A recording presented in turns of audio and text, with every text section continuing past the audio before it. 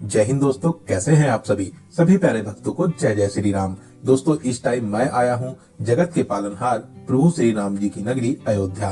आज के इस खास और इंफॉर्मेटिव वीडियो में मैं आपको अयोध्या दर्शन कराने के साथ साथ अयोध्या की संपूर्ण जानकारी भी शेयर करूंगा। तो अगर आप भी प्रभु श्री राम जी के दर्शन करने पावन धाम अयोध्या आने की प्लानिंग कर रहे हैं तो ये वीडियो आपकी बहुत हेल्प करेगा।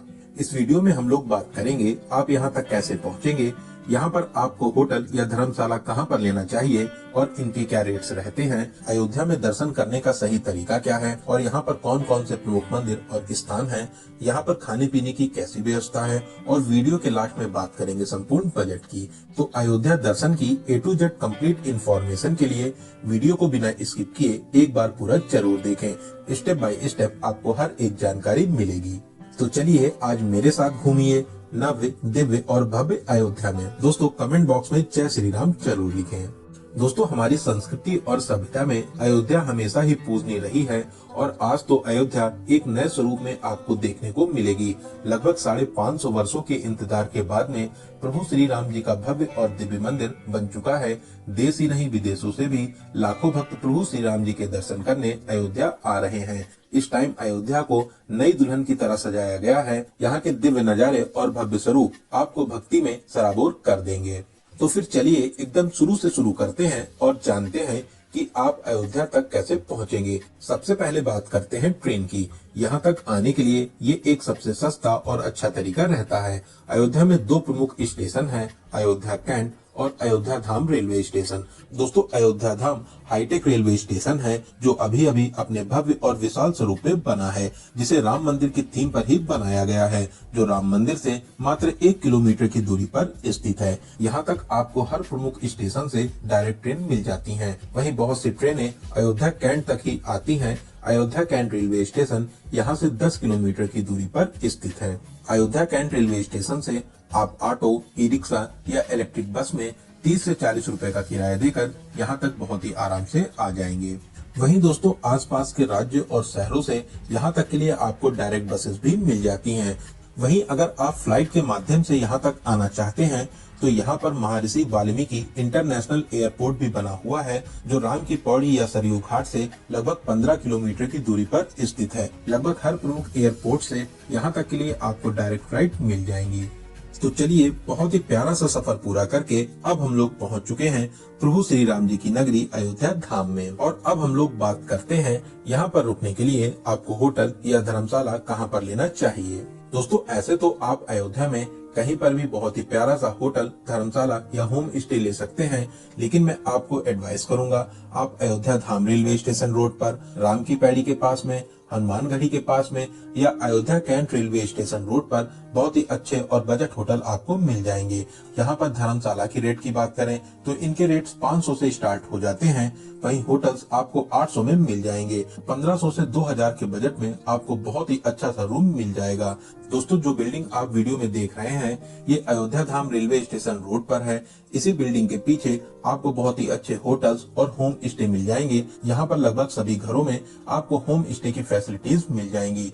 इनके रेट्स की बात करें तो 700 से 800 के बजट में आप एक अच्छा सा रूम ले सकते हैं। वहीं इन प्लेसेस के अलावा आप मंदिर ट्रस्ट के यात्री निवास, त्रिवेणी सदन या श्री राम यात्री निवास में भी रुक सकते हैं। इन सभी प्लेसेस पे आपको बहुत ही अच्छे रूम्स मिल जाएंगे। वहीं अगर आप फ्री में भी रुकना चाहते हैं तो अयोध्या धाम रेलवे स्टेशन के पास में टेंट भी बने हुए हैं, जहां पर आप फ्री में भी रुक सकते हैं। वहीं दोस्तों, अगर आप सुबह 8 से 9 बजे तक अयोध्या आ जाते हैं तो आप एक ही दिन में सभी मंदिरों में दर्शन करने के बाद में शाम को अपने घर के लिए वापसी कर सकते हैं। तो आपको यहाँ पर होटल लेने की भी कोई जरूरत नहीं पड़ेगी। तो चलिए अब जानते हैं अयोध्या में दर्शन और घूमने का सही तरीका क्या रहता है, जिससे आप बहुत ही कम समय और सही से सभी प्लेसेस को आराम से कवर कर लें। दोस्तों, हम लोग सबसे पहले चलेंगे राम की पैड़ी सरयू घाट पर स्नान करने के लिए, जो अयोध्या धाम रेलवे स्टेशन से लगभग 2.5 किलोमीटर की दूरी पर स्थित है। ई रिक्शे में 20 रुपए का किराया देकर आप आ जाइए लता मंगेशकर चौक के पास में। ये चौराहा रामपथ, धर्मपथ, नया घाट और राम की पैड़ी को जोड़ता है। इसी चौराहे पर विशाल वीणा स्थापित है जो स्वर कोकिला लता मंगेशकर जी को समर्पित है। इसी चौक के पास में धर्मपथ पर सूर्य स्तंभ भी स्थापित है जो यहाँ की भव्यता और दिव्यता को और भी बढ़ाता है। शाम को तो इसके नज़ारे देखते ही बनते हैं। दोस्तों, लता मंगेशकर चौक के सामने ही राम की पैड़ी स्थित है। राम की पैड़ी बहुत ही पवित्र स्थान है। यहाँ पर विश्व विख्यात दीपोत्सव होता है। साथ ही यहाँ का लेजर शो भी बहुत ही ज्यादा फेमस है। आप आराम से यहाँ पर स्नान कर सकते हैं। वहीं इसके सामने ही लक्ष्मण घाट भी बना हुआ है जहाँ पर आप सरयू जी में स्नान करना चाहें तो वहाँ पर भी स्नान कर सकते हैं। इसके अलावा यहाँ से कुछ ही दूरी पर नया घाट भी बना हुआ है। बहुत से लोग नए घाट पर भी स्नान करते हैं। वहीं आप सरयू जी में नौका विहार का भी आनंद ले सकते हैं। इसका एक्सपीरियंस भी बहुत ही ज्यादा खास रहता है। मैक्सिमम लोग यहाँ पर सरयू जी में नौका विहार जरूर करते हैं। तो यहाँ पर स्नान करने के बाद में अब हम लोग चलेंगे राम की पैड़ी पर ही स्थित श्री नागेश्वर महादेव जी के दर्शन करने के लिए। दोस्तों, ये महादेव जी का बहुत ही प्राचीन और अलौकिक स्थान है। ऐसी मान्यता है सरयू जी में स्नान करने के बाद में यहाँ पर दर्शन करने से आपकी सभी मनोकामनाएं पूरी होती हैं। बहुत ही प्यारा और भव्य मंदिर बना हुआ है। आप यहाँ पर दर्शन करने जरूर आइए। यहाँ पर दर्शन करने के बाद में आप फिर से लता मंगेशकर चौक के पास में आ जाइए। फिर यहाँ से ई रिक्शे में 20 रुपए का किराया देकर अब हम लोग चलेंगे हनुमानगढ़ी। दोस्तों, पूरी अयोध्या को ही एक ही रंग और डिजाइन में बनाया और सजाया गया है। सच में इसकी भव्यता देखते ही बनती है। वहीं रात में तो इसकी सुंदरता में चार चांद लग जाते हैं। यहाँ पर लाइट्स में हर दिन आपको दिवाली ही लगेगी। दोस्तों, वीडियो में आप इसकी सुंदरता देख ही सकते हैं। कितनी प्यारी प्यारी लाइट से पूरी अयोध्या को सजाया गया है। तो चलिए, अब हम लोग आ चुके हैं अयोध्या के सेनापति हनुमान जी की शरण में हनुमानगढ़ी। दोस्तों, ऐसी मान्यता है प्रभु श्री राम जी के दर्शन करने से पहले आपको हनुमान जी के दर्शन करने चाहिए, तभी आपकी ये पावन यात्रा सफल मानी जाती है। मंदिर के बाहर ही बहुत सी प्रसाद और फूल माला की दुकानें हैं। यहाँ पर आप प्रसाद लेकर अपने जूता चप्पल और सारा सामान रख सकते हैं। फिर आप 76 सीढ़ियाँ चढ़कर मुख्य मंदिर में आ जाएंगे। यहाँ पर आप हनुमान जी के दर्शन कर आशीर्वाद प्राप्त कर सकते हैं। दोस्तों, ये हनुमान जी का बहुत ही अलौकिक और दिव्य मंदिर है। यहाँ पर दर्शन करने से आपकी सभी मनोकामनाएं पूरी होती हैं। फिर यहाँ पर दर्शन करने के बाद में आप पीछे के मार्ग से मंदिर के बाहर आ जाएंगे।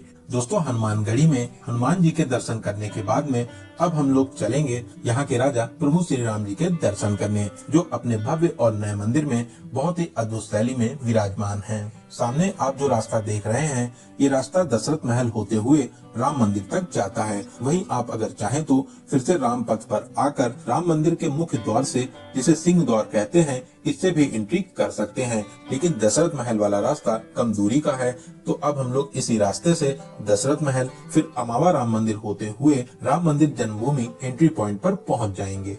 तो चलिए दोस्तों, अब हम लोग जानते हैं आप यहाँ पर दर्शन कैसे करेंगे और यहाँ पर आपको क्या क्या फैसिलिटीज मिलती हैं।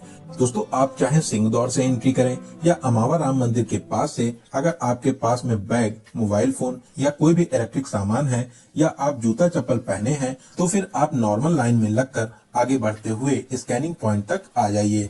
यहाँ पर आपका सभी सामान स्कैन किया जाता है। फिर उसके बाद में लॉकर एरिया में एंट्री कर सकते हैं। वहीं दोस्तों, अगर आपके पास में कोई भी सामान नहीं है, साथ ही साथ आप जूता चप्पल भी पहने नहीं हैं, तो आप फास्ट ट्रैक लेन में एंट्री कर सकते हैं। जो आप भगवा कलर की लाइन देख रहे हैं, यही फास्ट ट्रैक लेन है। आप इसमें एंट्री कर डायरेक्ट मंदिर में एंट्री कर सकते हैं। दोस्तों, आपको यहाँ पर बहुत ही वीआईपी और अच्छी फैसिलिटीज देखने को मिलेंगी। सभी फैसिलिटीज आपको फ्री में मिलती हैं। जगह जगह पर पीने के लिए पानी आपको मिल जाएगा। साथ ही साथ टॉयलेट्स की भी बहुत ही अच्छी व्यवस्था आपको यहाँ पर मिलती है।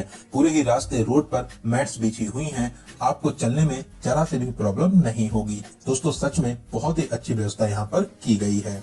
तो दोस्तों, हम लोग आ चुके थे लॉकर एरिया के पास में। यहाँ पर जूता चप्पल काउंटर बने हुए हैं। आप यहाँ पर अपने जूता चप्पल जमा कर टोकन ले लीजिए। फिर आप लाइन में लगकर लॉकर में अपना सारा सामान जमा कर दीजिए। आपके सामान की रसीद और चाबी आपको दी जाती है। तो सारा सामान जमा करने के बाद में अब हम लोग चलेंगे प्रभु श्री राम जी के दर्शन करने। लाइन में लगकर आगे बढ़ते हुए अब हम लोग मंदिर प्रांगण में आ जाएंगे। दोस्तों मंदिर की दिव्यता और भव्यता देखकर आप दंग रह जाएंगे। सच में बहुत ही प्यारा और अलौकिक मंदिर बना है। इसकी खूबसूरती और दिव्यता मैं शब्दों में बयान नहीं कर सकता। जैसे ही आप सीढ़ियां चढ़कर मुख्य मंदिर में प्रवेश करेंगे, दूर से ही आपको प्रभु श्री राम जी के दर्शन मिल जाएंगे। फिर आप आगे बढ़ते हुए गर्भगृह के पास में आकर प्रभु श्री राम जी के बहुत ही अलौकिक और दिव्य दर्शन को प्राप्त कर सकते हैं। यहाँ पर प्रभु श्री राम 5 वर्ष के स्वरूप में विराजमान है। रामलला की दिव्य मुस्कान और स्वरूप को देखकर आपके नेत्र भर आएंगे। दोस्तों सच में बहुत ही प्यारी और मधुर मुस्कान है, जिसको देखकर आपको बहुत ही शांति और सुकून मिलेगा। दर्शन करने के बाद में अब हम लोग मंदिर प्रांगण से बाहर आकर लॉकर से सारा सामान और जूता चप्पल लेने के बाद में अब हम लोग फिर से एकदम बाहर आ जाएंगे। दोस्तों अब भीड़ भाड़ एकदम नॉर्मल हो गई है। साथ ही साथ यहाँ पर व्यवस्थाएं इतनी ज्यादा अच्छी हैं कि आपको एकदम भी भीड़ नहीं लगेगी। अगर आपके पास में कोई भी सामान नहीं है तो आप मान के चलिए कि 20 से 30 मिनट में दर्शन करने के बाद में वापस बाहर आ जाएंगे। जो भी आपको एक्स्ट्रा टाइम लगेगा वो आपको लॉकर में सामान जमा करने में लगेगा। वहीं आप अगर वीकेंड पर आते हैं या किसी फेस्टिवल के टाइम पर आते हैं तो यहाँ पर आपको भीड़ थोड़ी सी ज्यादा देखने को मिलेगी।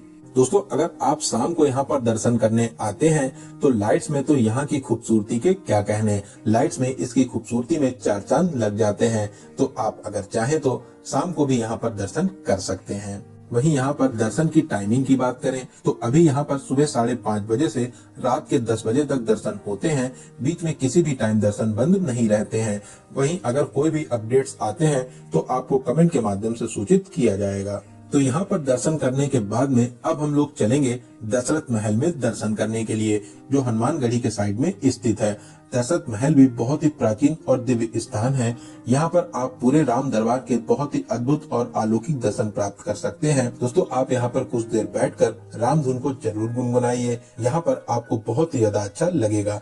यहाँ पर दर्शन करने के बाद में अब हम लोग चलेंगे कनक भवन, जो यहाँ से लगभग 100 मीटर की दूरी पर स्थित है। दोस्तों कनक भवन की भव्यता देखते ही बनती है। स्वर्ण के समान बहुत ही प्यारा सा महल बना हुआ है।